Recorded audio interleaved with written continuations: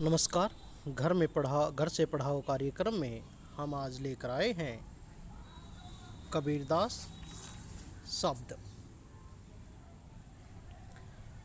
Video को शुरू करने से पहले लाइक और सब्सक्राइब बटन दबा दें। सहस्वर वाचन। हम तो एक एक करी जाना, दोई कहे तिन्ही को दोजक जिन नाहिन पहचाना। एक पवन एक ही पानी एक ही ज्योति समाना। एक खाक गढ़े सब भांडे एक कोहरा साना। जैसे बाढ़ी काष्ट की काटे अग्नि न काटे कोई। सब घटी अंतरी तू ही सब घटी अंतरी तू ही। व्यापक धरे स्वरूप सोई। माया देखी के जगत भुलाना। कहे रे नर गरबाना। निर्भय भया कछु नहीं व्यापे कहे कबीर दीवाना। कबीरदास जी कहते हैं। कबीरदास इस पद में ईश्वर को कण कण में विद्यमान मानते हैं।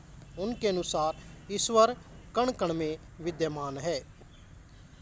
इस ईश्वर के स्वरूप का चित्रण करते हुए कबीरदास कहते हैं कि हम तो एक एक करी जाना, कि हम लोग अर्थात मैं ईश्वर का एक ही रूप जानता हूँ, एक ही रूप को मानने वाला हूँ,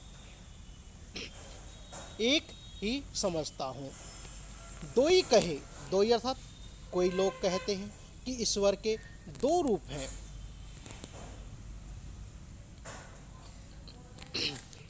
दोई कहे अर्थात दो कहते हैं।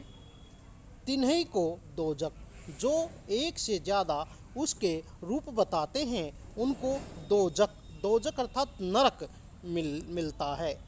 जिन नाहिन पहचाना, जिन लोगों ने ईश्वर के वास्तविक रूप को नहीं पहचाना वे ही ईश्वर के दो रूप बताते हैं। एक पवन अपनी बात को स्पष्ट करने के लिए कबीरदास जी कहते हैं कि ईश्वर का एक ही रूप है। जिस प्रकार से एक पवन है, एक इस संसार में एक प्रकार की हवा ही वायु ही प्रवाहित होती है। एक ही पानी का भी एक ही रूप है। एक है ज्योति समाना, और इस संसार को ज्योति अर्थात प्रकाश देने वाला वह सूर्य तत्व अर्थात रोशनी का तत्व भी एक ही है, वह रोशनी भी एक ही है। एक है खाक अर्थात मिट्टी। गाड़े अर्थात बनाना, बनाए जाना। भांडे अर्थात बर्तन। यहाँ कहता है कि एक ही प्रकार कुम्हार के एक है कोहरा समाना। एक ही कोहरा अर्थात कुम्हार, एक कुम्हार के द्वारा मिलाकर, साना अर्थात मिलाकर बनाई गई मिट्टी से एक ही प्रकार के बर्तन अर्थात वे मिट्टी से बर्तन भी एक ही प्रकार से बनते हैं। कहने का अभिप्राय क्या है कि वह ईश्वर रूपी कुम्हार ये जितने भी व्यक्तियों का निर्माण करता है, जितनी भी संरचना उस ईश्वर की है वह एक ही प्रकार की है। एक ही मिट्टी से उसने इन सब को बनाया है। यहाँ पर ईश्वर के द्वारा मानव में जो पंच तत्वों से जो बनाया गया है उसका वर्णन किया गया है कि मानव पंच तत्वों से बना हुआ है। उन्हीं पंच तत्वों से सभी मानव एक रूप में बने हैं। जैसे बाढ़ी अर्थात बढ़ई, काष्ट अर्थात लकड़ी, काट की काटते हैं।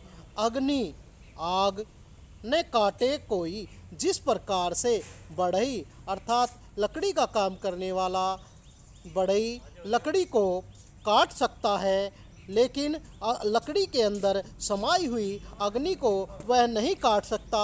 ठीक उसी प्रकार से यह परम तत्व को हम अलग नहीं कर सकते, वह उसके कण कण में विद्यमान है। जिस प्रकार से लकड़ी के टुकड़े होने पर भी उसमें अग्नि का तत्व विद्यमान रहता है, ठीक उसी प्रकार से यह ईश्वर भी इस पृथ्वी के कण कण में विद्यमान है।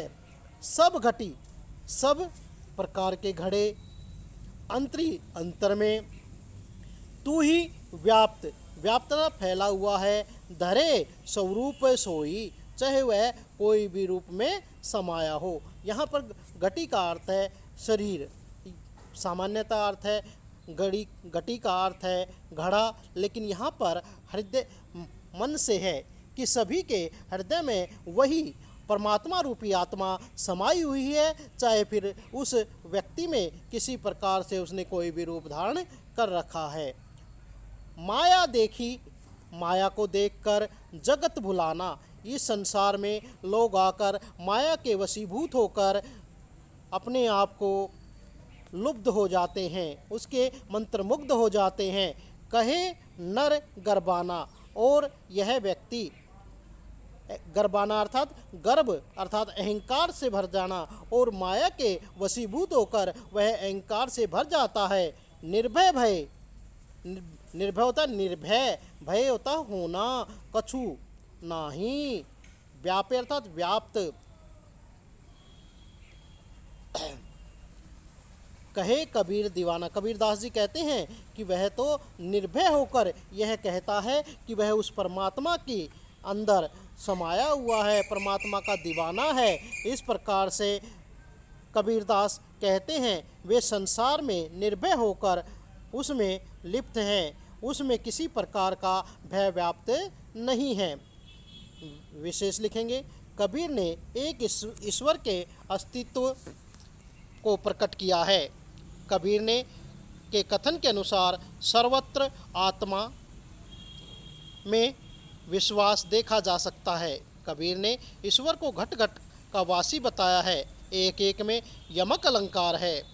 बढ़ई, लकड़ी और आग के उदाहरणों के द्वारा अपनी बात को स्पष्ट किया गया है। खाक, कोहरा आदि शब्दों के दृश्य द्वारा उदाहरण प्रस्तुत किया गया है। पंचमेल खिचड़ी गेयता का गुण।